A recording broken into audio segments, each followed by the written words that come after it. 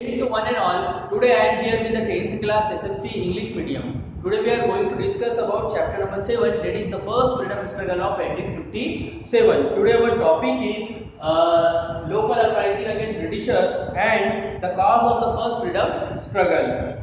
Okay, so let's start. देखिए यदि हम बात करें लोकल की, तो कंपनी रूल के खिलाफ या कंपनी सोल्जर्स के खिलाफ दो मेजर रिवॉल्ट हुई है। एक हुई है वेलोर के अंदर और एक हुई है बराकपुर के अंदर। जो वेलोर के अंदर रिवॉल्ट हुई वो 1806 में हुई है और ये जो टीपू के एंसेस्टर है उनके द्वारा लड़ी गई है ब्रिटिशर्स के खिलाफ या कंपनी सोल्जर्स के खिलाफ, जो ईस्ट इंडिया कंपनी उनके सोल्जर्स के खिलाफ। इसके अलावा दूसरी जो लड़ाई हुई है 1824 में, ये बराकपुर में हुई है। ये 47 नेटिव इन्फेंट्री 47 जो सोल्जर्स इन्फेंट्री थे उन्होंने ये लड़ाई लड़ी है। अब इन दोनों को ब्रिटिशर्स ने मर्सीलेसली क्रश कर दिया। इसके बाद हम देखेंगे जो दूसरी लड़ाई लड़ी है वो ट्राइबल लोगों ने लड़ी है।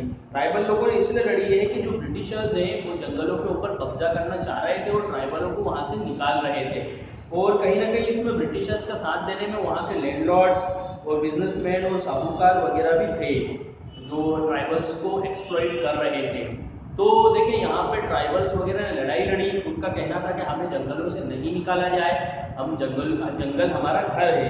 तो देखिए भील जो महाराष्ट्र और मध्य प्रदेश में रहते हैं, इसके अलावा गोंड और होन्स जो उड़ीसा में रहते हैं, कोल्स छोटा नागपुर प्लेटू वगैरह में जो रहते हैं, मीना राजस्थान में, संदल बंगाल और बिहार में रहते हैं, इसके अलावा खासी जो नॉर्थ ईस्ट स्टेट में रहते हैं। तो इन सभी ने ब्रिटिशर्स के खिलाफ काफ़ी ज़्यादा लड़ाई लड़ी।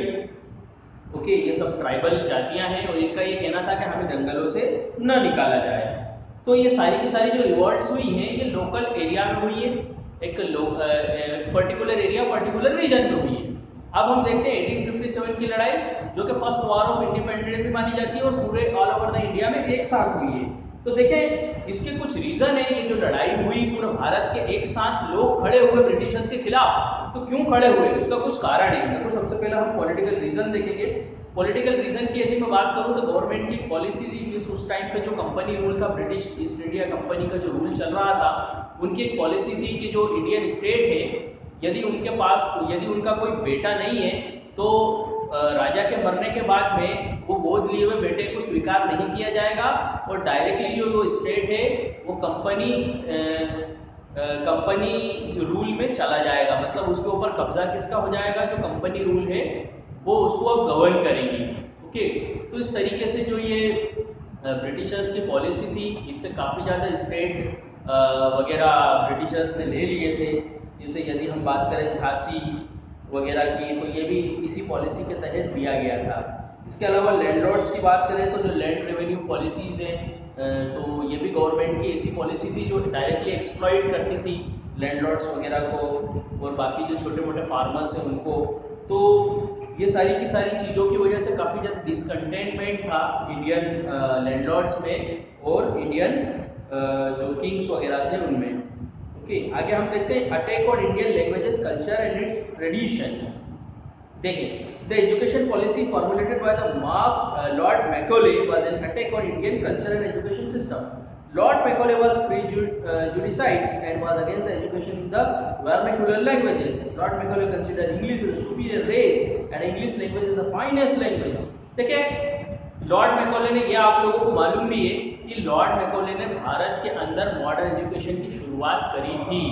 अब भारत में उस जमाने में बहुत सारी लैंग्वेजेस चलती थी, लोकल लैंग्वेजेस भी कुछ थी, जैसे तमिल वगैरह है या तेलुगु वगैरह है, और इसके अलावा और भी बहुत सारी लैंग्वेज थी, मराठी, गुजराती, इसके अलावा उर्दू, संस्कृत वगैरह। तो लॉर्ड मैकॉले का ये कहना था कि जो इंग्लिश लैंग्वेज है ये दुनिया की सबसे फाइनेस्ट लैंग्वेज है और सुपीरियर लैंग्वेज है, इसी के अंदर पढ़ाई होना चाहिए, बाकी लैंग्वेजेस में नहीं होना चाहिए। ये therefore encourage English and western and scientific learning. तो उसने इंग्लिश लैंग्वेज को भारत में इंकरेज करना शुरू करा और वेस्टर्न और साइंटिफिक लर्निंग की तरफ ध्यान दिया।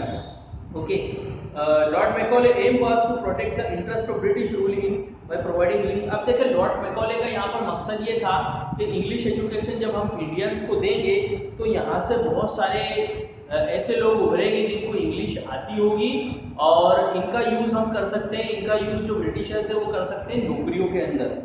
ओके, तो ये उनका मकसद था ब्रिटिश एडमिनिस्ट्रेशन को स्मूथली रन करना। Okay, okay, lord Macaulay was such a content racist that he recommended a ban on printing and translation of book in the oriental languages. इसके अलावा लॉर्ड मैकॉले ने जो दूसरी लैंग्वेजेस के अंदर book वगैरह चलती थी तो उसके ऊपर इन्होंने बैन लगा दिया था, उसकी प्रिंटिंग और ट्रांसलेशन के ऊपर।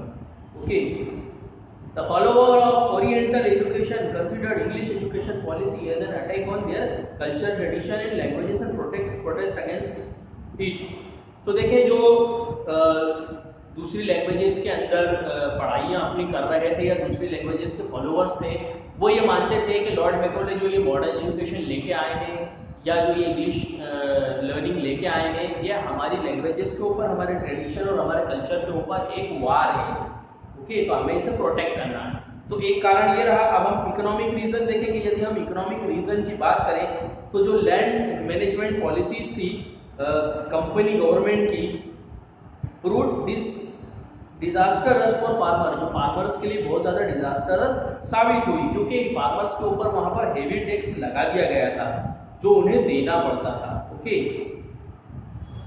इन order to sell more and more finished good manufactured in England, the British government discourage the cottage industries of handlooms and handicraft. इसके अलावा जो ब्रिटिशर्स है उन्होंने जो भारत की कॉटेज इंडस्ट्रीज थी और कॉटेज इंडस्ट्री, हैंडलूम और हैंडीक्राफ्ट की, उसको भी बहुत ज़्यादा डिस्करेज किया।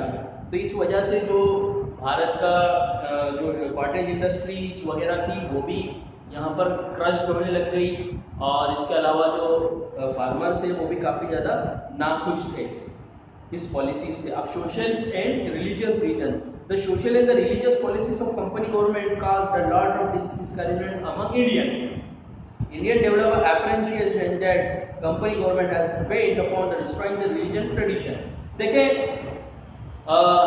यहाँ के जो इंडियन लोगों का ये कहना था कि जो कंपनी रूल है उसमें हमारी सोसाइटी और हमारे जो रिलीजन है वो बर्बाद हो रहा है।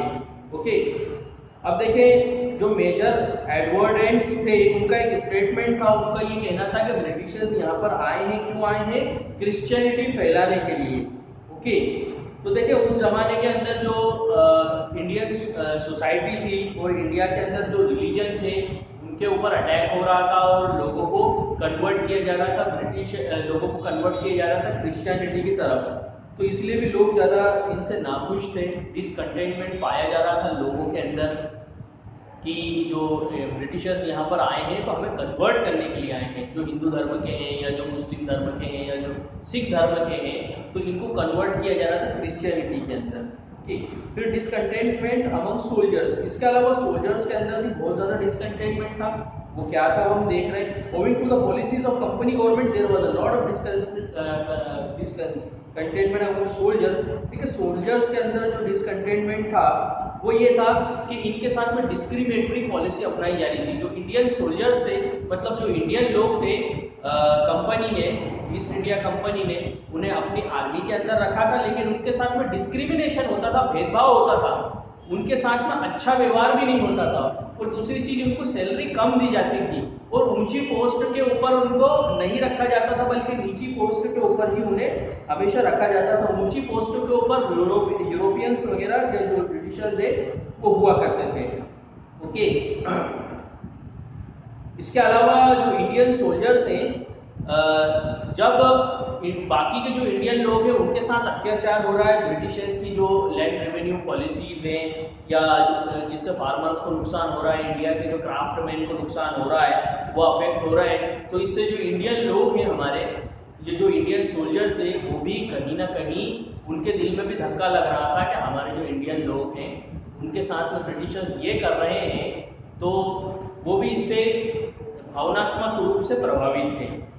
आगे देखेंगे, company government had forbidden Indian soldiers to apply tilak. देखिए, इसके अलावा जो कंपनी गवर्नमेंट है, इंडियन जो सोल्जर्स थे उनको उन्होंने मना किया था कि आप अपने माथे के ऊपर तिलक नहीं लगाएंगे या चोटी वगैरह नहीं रखेंगे। बहुत से लोग जो पंडित वगैरह होते हैं या बहुत से जो चोटी रखते हैं, तो ब्रिटिशर्स ने ये भी मना किया था कि आप चोटी नहीं रखेंगे। इसके अलावा बहुत से को मना किया था कि आप मूंछ नहीं रखेंगे, बहुत से को दाढ़ी रखने का मना किया था।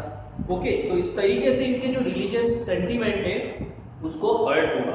ओके, और एक डिसकंटेंटमेंट हुआ इंडियन सोल्जर्स के अंदर। Okay, around the same time a new rifle, अब इसी दौरान देखिए एक नई राइफल आई। उस राइफल के अंदर क्या करना पड़ता था कि जो कार्टेज वगैरह होता था, वो जो उसकी बंदूक की गोली होती है, उस गोली में के अंदर एक कार्टेज आता था, एक मीन से कवर्ड आता था, उसको दांत से निकालना पड़ता था और निकालने के बाद में फिर उसको गन में, राइफल में लोड करना पड़ता था। तो इसके बारे में ये बात फेमस थी कि इसका जो कार्टेज है वो पिग और काऊ की चर्बी से बना हुआ है। तो कहीं ना कहीं यहाँ से इंडियन लोगों के रिलीजियस सेंटीमेंट को भी धक्का लग रहा था कि यदि काऊ की चर्बी से बना हुआ है तो काऊ हिंदू धर्म के अंदर सेक्रेट मानी जाती है, पवित्र मानी जाती है। और यदि पिग की चर्बी से बना हुआ है तो पिग जो है, जो मुस्लिम सोल्जर वगैरह वहाँ हुआ करते थे, वो मानते थे कि पिग की चर्बी से बनी हुई चीज को हम हाथ नहीं लगाएंगे या हमारे मुंह के अंदर इसको नहीं ले सकते, इससे हमारे रिलीजियस सेंटिमेंट को हर्ट होता है। ओके, तो ये कुछ ऐसे कारण थे कि जिसकी वजह से 1857 की लड़ाई हुई। अब कुछ इमीडिएट कारण देखेंगे। देखिए यहाँ पर लोगों के अंदर जो चिंगारी जल रही है, ये सारी जो पोजीशन ब्रिटिशर्स ने क्रिएट कर दी है, इसकी वजह से जो इंडियन लोग हैं, मतलब इंडिया में हर कोई, चाहे वो सोल्जर्स हो या चाहे वो फार्मर हो, चाहे वो लैंडलॉर्ड हो या जो किंग वगैरह हो, तो सबके अंदर कहीं ना कहीं डिसकंटेंटमेंट की भावना है। अब देखिए कुछ इमीडिएट कॉज होते हैं। इमीडिएट कॉज क्या है कि 29 मार्च 1857 को एक सोल्जर होता है जिसका नाम होता है मंगल पांडे।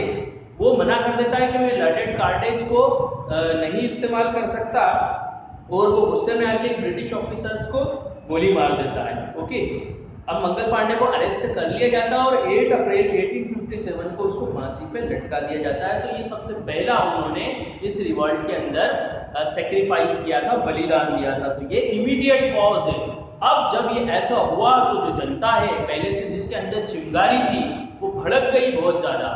ओके, और ब्रिटिशर्स के खिलाफ इन्होंने एक आंदोलन छेड़ दिया। इसमें सभी लोग शामिल थे, इसमें ट्राइबल भी शामिल थे, इसके अंदर फार्मर भी थे, इसमें लैंडलॉर्ड भी थे, इसके अलावा इंडिया के जो किंग वगैरह थे वो भी इसमें शामिल थे, जो राजे रजवाड़े थे वो भी इसके अंदर शामिल हुए। मतलब भारत का हर एक व्यक्ति इसके अंदर शामिल था, किसी भी वो ग्रुप का हो, किसी भी जाति का हो, धर्म का हो, संप्रदाय का हो, एरिया का हो। इसमें से जो ज्यादातर लोग हैं वो इस 1857 की लड़ाई के अंदर शामिल थे। ओके, तो आगे major event of the freedom struggle ये हम कल देखेंगे।